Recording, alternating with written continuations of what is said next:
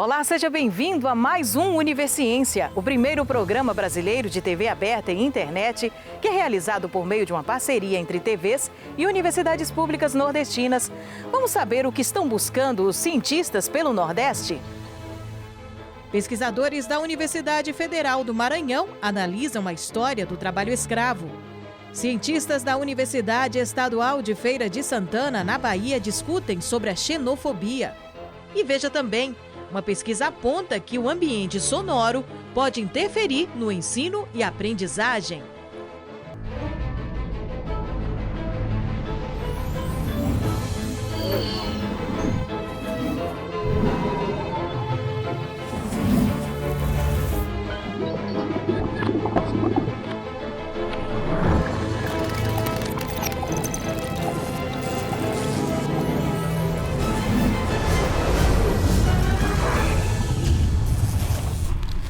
Vamos falar de um assunto chato, mas que precisa ser combatido.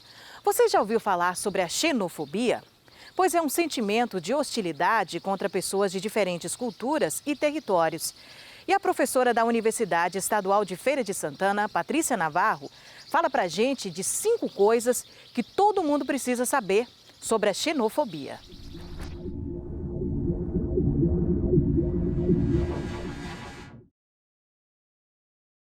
Nós, seres humanos, a gente tem, queria pontuar aqui, a gente tem uma característica que é muito importante, muito relevante, que é a cultura, né? Todos os seres humanos têm cultura, todos os seres humanos são portadores de uma cultura, né? E para que essa cultura exista, o ser humano ele precisa trocar entre si, né? O ser humano, a raça humana, né, precisa dessa troca para existir, né?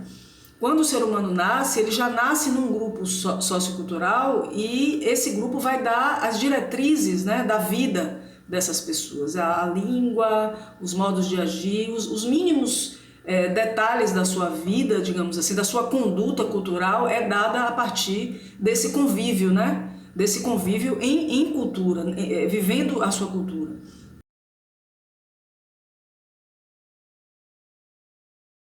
O antropólogo francês Claude Lévi-Strauss, ele tem uma teoria, né, que é chamada teoria da aliança, que vai dizer que o ser humano ele necessita estabelecer contato e firmar alianças e ter alianças com outros grupos para que a sua sociedade possa se perpetuar, né? E aí ele chama atenção para a questão do tabu do incesto, que é algo presente em todas as sociedades. É a única, segundo Lévi-Strauss, é a única regra que é comum a todas as sociedades humanas, né? Uns em maior grau, outros em menor grau, que é o tabu do incesto.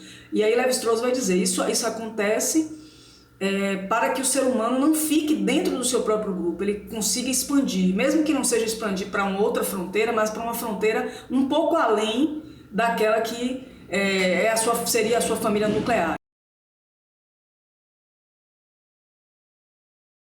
O etnocentrismo, como o nome está dizendo, etno significa, vem de etno, vem de étnico, né, de povo, de étnico, e centrismo vem de centro, ou seja, o etnocentrismo seria uma hipervalorização de um grupo, de um dado grupo, né? Um grupo que acha que o seu grupo, o seu povo, a sua cultura seria a medida de todas as coisas, né?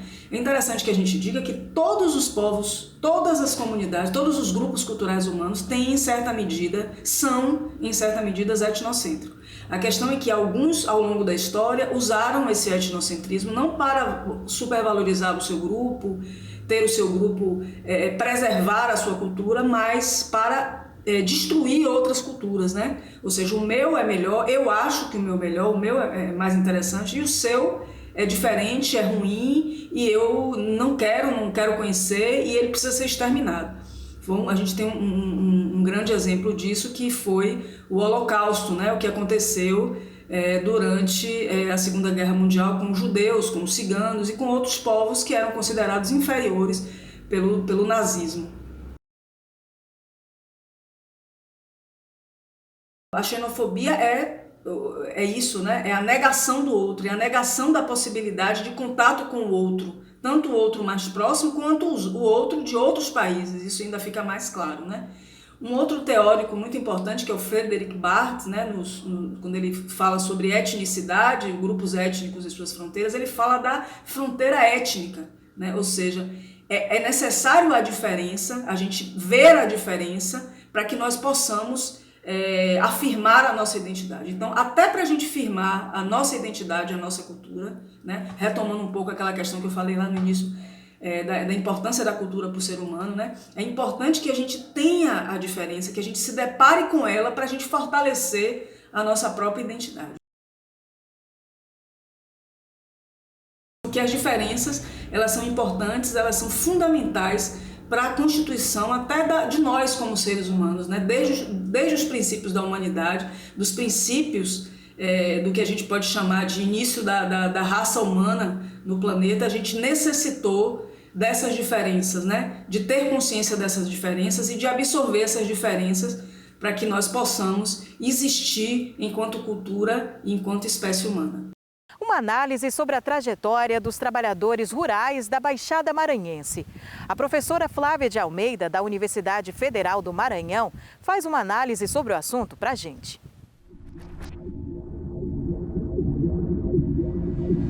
Iniciamos o projeto ano passado, na verdade em 2019, segundo semestre de 2019, e tivemos um impedimento, infelizmente o ano passado, por conta da pandemia, de conseguir fazer o trabalho de campo. Mas o projeto tem um objetivo geral de compreender, a partir da trajetória de vida de trabalhadores e trabalhadoras rurais, práticas comunicativas utilizadas nas redes de aliciamento e denúncia de combate ao trabalho escravo no Maranhão, levando em consideração fluxos migratórios desses maranhenses que saem principalmente da Baixada. A gente já tem pesquisa nessas áreas e hoje a gente está trabalhando nessa perspectiva das leituras, né, do referencial bibliográfico, das estratégias do trabalho de campo, para que assim que a pandemia cessar, a gente conseguir chegar até os municípios da Baixada. A metodologia que a gente está utilizando nesse projeto de pesquisa é a de trabalho de campo, observação participante, a partir da memória e da história oral. Então a gente estudou já o semestre passado, junto aos alunos, vários textos referentes à memória, histórias de vida, narrativas de vida, história oral, e a gente busca agora construir a partir da literatura elementos importantes que contem a história das pessoas. A gente tem essa estratégia agora, porque por conta da pandemia estamos imobilizados, né, de ir para campo. Então a gente tem feito um levantamento documental da Baixada Maranhense para se apropriar mais da região, dos costumes, da cultura, e também fazendo já alguns contatos intermediados pelo movimento social para ir abrindo caminho para esse trabalho de campo que a gente pretende fazer assim que a pandemia deixar. Se não no final deste ano, de 2021, no ano de 2002, uma vez que o projeto tem vigência até o final de 2022. Bom, esse projeto, embora ele esteja lotado no Departamento de Comunicação, ele é interdisciplinar. Temos lá estudantes de serviço social, ciências sociais, doutorado em políticas públicas da UFMA, historiadores, jornalistas, psicólogos, todos são bem-vindos para pensar nessa temática do trabalho escravo, da migração e dessas práticas comunicativas desses trabalhadores e trabalhadoras. Trabalhar a interdisciplinaridade é muito bom para a gente dar uma qualidade às nossas investigações, o nosso objeto amplia porque ele usa outras lupas para além da lupa, no caso do nosso campo da comunicação, mas é um desafio muito grande porque a gente trabalha com olhares diferentes sobre o mesmo objeto, mas a gente acredita que é muito rico nessa perspectiva, tanto para mim, quanto coordenadora do projeto, quanto para os pesquisadores que estão no projeto aprenderem uns com os outros a partir dos lugares de fala e de ver e dos modos de contar diferentes. Então está sendo uma experiência muito interessante. E daqui a pouco a gente volta com mais Universiência, trazendo informações a respeito das pesquisas científicas no Nordeste. Até já!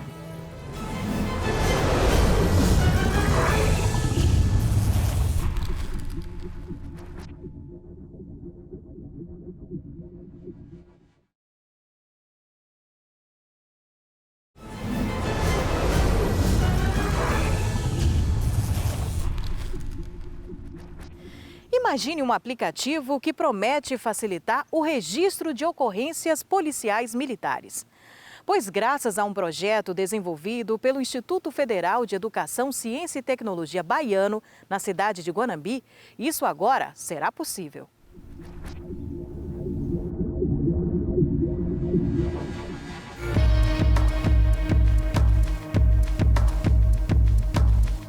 Foi construído um acordo formal entre o Instituto Federal Baiano e o 17º Batalhão de Polícia Militar da Bahia. Esse acordo, ele permitia que nós, equipe de desenvolvimento, conseguíssemos compreender todas as etapas do processo de gestão de ocorrências policiais, né? Desde como ela era gerada até como ela era tratada posteriormente. O diferencial do aplicativo é porque o policial ele pode fazer esse registro dessas ocorrências de forma offline, ou seja, se ele vai para um local remoto, distante, que ele não tem acesso à internet, ele pode registrar a ocorrência, que ela vai ficar registrada localmente no aplicativo, e logo quando ele se conectar, chegar a um local que ele pode acessar a internet, o aplicativo vai fazer o lançamento dessas modificações, né, desses registros no banco de dados. Compreendendo a mecânica da gestão das ocorrências policiais, nós percebemos que as ocorrências elas são divididas em duas partes, né? Uma parte mais estratégica e uma parte mais operacional. Essa parte estratégica, ela cabe analisar as ocorrências que foram executadas, né? Analisar essas ocorrências e transformar essas ocorrências em gráficos, em inteligência, que possa servir como base para que as pessoas responsáveis pela gestão da segurança pública possam tomar melhores decisões. E existir uma parte operacional. Essa parte operacional é onde o policial em campo ele vai preencher todos os dados necessários de uma ocorrência policial. Data, dia, tempo, horário, né? Ele pode armazenar informações de localização e essa informação a gente consegue extrair via GPS a informação de geolocalização dele, né? As coordenadas geográficas. O policial ele pode adicionar todos os elementos de uma ocorrência policial, sejam envolvidos, sejam itens furtados, sejam drogas apreendidas, documentos encontrados.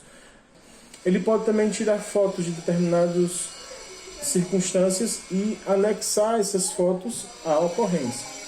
Uma vez que a ocorrência ela é fechada, essa ocorrência agora vira dado, que vai ser analisado na interface estratégica. Lá na interface estratégica, tanto quanto no aplicativo, existe a possibilidade de você gerar um documento daquela ocorrência, né? Em determinadas circunstâncias você precisa, por exemplo, em acidentes de trânsito, você precisa gerar um documento a qual alguém, uma testemunha ou a pessoa envolvida precisa assinar. É fundamental que empresas públicas sejam parceiras de entidades de pesquisa como o Instituto Baiano, como a UNEB, como a UFBA, como as universidades por aí afora. Então, eu acredito que se as empresas públicas chegam mais próximo das empresas, das entidades de fomento de tecnologia, né, como o Instituto Federal, os institutos federais, e dizem, nós temos esse problema, vocês conseguem resolver? A gente pode tentar resolver. Porém, se a gente não conseguir saber que existem problemas, esses problemas nunca vão ser resolvidos, né? Então, como eu já falei e repito, essa aproximação ela é fundamental. A gente espera realmente que esse projeto, esse aplicativo, ele seja realmente difundido por todo o estado da Bahia, porque é um aplicativo extremamente eficiente e que, como eu falei, vai otimizar os meios operacionais, vai otimizar o emprego do policial na rua e vai dar maior celeridade ao atendimento dessas ocorrências policiais. A poluição sonora é um problema que sempre faz parte das grandes cidades. E para entender melhor o impacto disso, um pesquisador da Universidade Federal do Maranhão constatou que o pouco equilíbrio do ambiente sonoro pode impactar negativamente, por exemplo, no ensino e aprendizagem.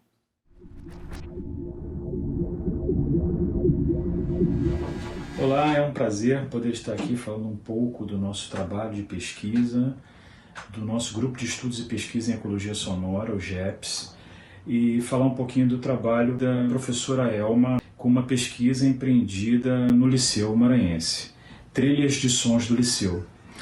Foi uma pesquisa feita, defendida ano passado, né, feita em 2019-2020, defendida no finalzinho do ano passado, de 2020, e foi muito bem avaliada pela banca, pelos nossos colegas que participaram, quer dizer, um colega da USP e um da UFRJ. E o trabalho evidenciou que sim, um ambiente sonoro pouco equilibrado influencia diretamente no processo de ensino-aprendizagem, ou seja, na qualidade de ensino construída com os alunos. Por outro lado, percebeu-se que um estudo acerca da paisagem sonora ampliou o universo auditivo dos alunos, quer dizer, isso pode influenciar também diretamente no cuidado com que as pessoas passam a perceber o ambiente sônico, passam a perceber o ambiente sonoro. Então foi muito interessante o trabalho empreendido. Os estudos acerca da paisagem sonora têm inter-relações, têm relações com vários campos de estudos.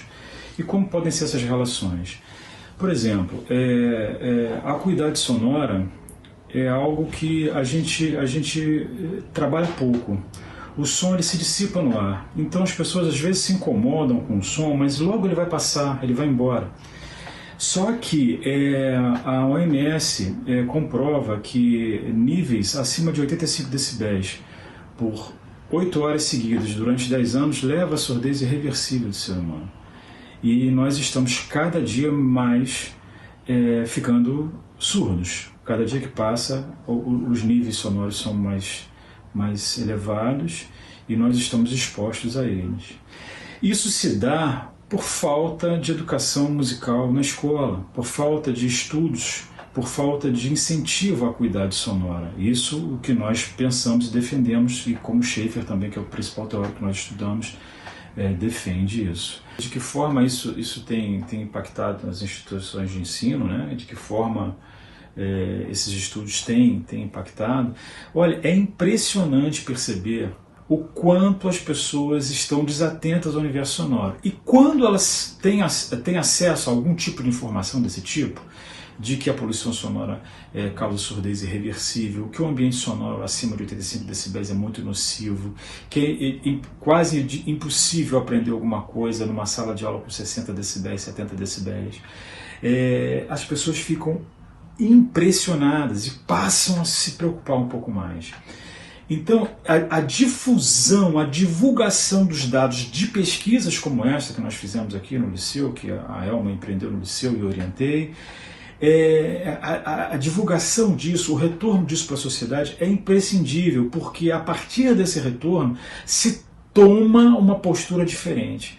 Então é impressionante como colegas de outras áreas, como os alunos, como os pais, como a sociedade como um todo, quando tem a possibilidade de ler um artigo, ou de escutar uma palestra, ou de ouvir um conteúdo na internet, um podcast, ou assistir a um vídeo no YouTube sobre isso, se tornam um pouco mais atentas. Isso já é um movimento muito interessante.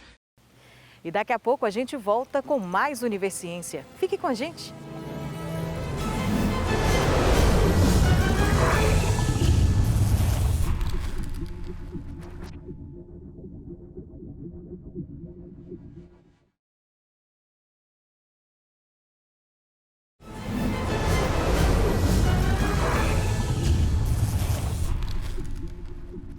Agora olha só que interessante. Uma turma da Universidade Federal do Recôncavo Baiano busca educar através de um certo estilo musical. Conheça mais sobre o Educa Rap, que mistura poesia, arte, música e transformação social. Pensar hip hop é pensar cultura. Então a gente enxerga o movimento cultural de forma ampla, não só voltado para o rap.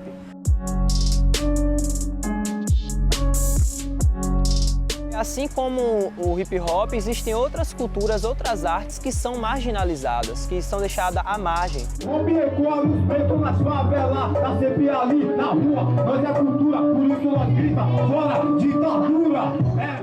Esse assim é o objetivo do projeto Educa Rap, né? Que é oportunizar, visibilizar e agregar, assim, enriquecer a cultura do Recôncavo. Bom, meu nome é Roger. Sou conhecido como R-Vance no movimento estudantil e no movimento hip hop da Bahia. E atualmente eu sou apresentador do programa Rap ao Som na Santa Cruz FM, coordenador do projeto Educa Rap. Então o Educa Rap ele surge lá em 2019, quando ele é oficializado assim, né, burocraticamente. Ele nasce assim 31 de outubro de 2019. E o objetivo do Educa Rap naquela época, né, era trabalhar o rap ou hip hop na perspectiva da educação, né, fazendo oficinas de rima, oficinas de grafite, de dança, né, com os b-boys, com as b-girls e de DJ. Só que aí veio a pandemia e a gente não conseguiu realizar essas atividades nas escolas, que era o objetivo principal do Educa Rap. E de lá para cá foi surgindo outras oportunidades, né, como estar na Santa Cruz FM e fazer o programa Rap ao Som. O primeiro contato com o Educa Rap foi um convite para fazer uma música Fica em Casa no começo da pandemia. Isso tudo me faz lembrar que estamos em uma placenta e a Mãe Terra é a única fonte vital. Foi um desafio para mim porque até então não tinha composição, nada voltada para o rap. Fui conhecer esse projeto, né, conheci o Rap ao Som e hoje também sou uma das integrantes da equipe no Momento Lírico, que é o momento de poesia, né, na Rádio Santa Cruz FM, também dentro do programa Rap ao Som. O Educa Rap, ele chegou na minha vida assim de uma forma espontânea. Uma certa vez, num colégio onde eu estudo, teve um projeto chamado Transforma E, que é um projeto que trouxe várias oficinas de artes, de tubantes e também teve apresentações de estudantes. Nesse projeto que eu conheci o Educa Rap, no qual me abraçou e me acolheu como estudante. Procuro fortalecer todos os meus aliados com a magia do amor, sempre trilhando em meus passos, desvio dos estilhaços e mostrar eles meu som. É só rajada de rap, mano, isso é rap do bom. Então a gente consegue ocupar as escolas, né? Consegue ter acesso às escolas quando a gente apresenta uma proposta de rap educativo, né? Com essa perspectiva educativa.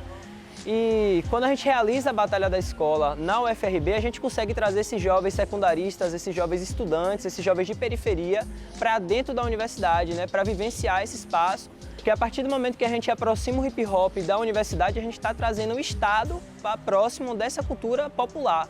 Eu não quero me viver, empresa do fracasso, eu não senti amarra, tá sempre na visão, atividade, meu da proteção. Essa ponte, né, que o Educa Rap faz entre a comunidade e a UFRB, eu acho muito importante de estar levando MCs da cidade para o programa de rádio, MCs da cidade para eventos da universidade. Eu acho essa troca muito importante, fortalecedora, né?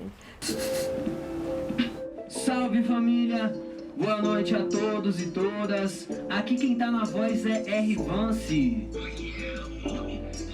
É importante destacar que no Rap ao Som a gente procura trabalhar temas, né, não só como hip hop, mas como a política, como a educação, como o meio ambiente. A gente busca fazer um programa transversal e é isso, né, interagindo ali com os ouvintes da melhor maneira. Então fica ligadinho com a gente que agora começou o seu programa de rap favorito.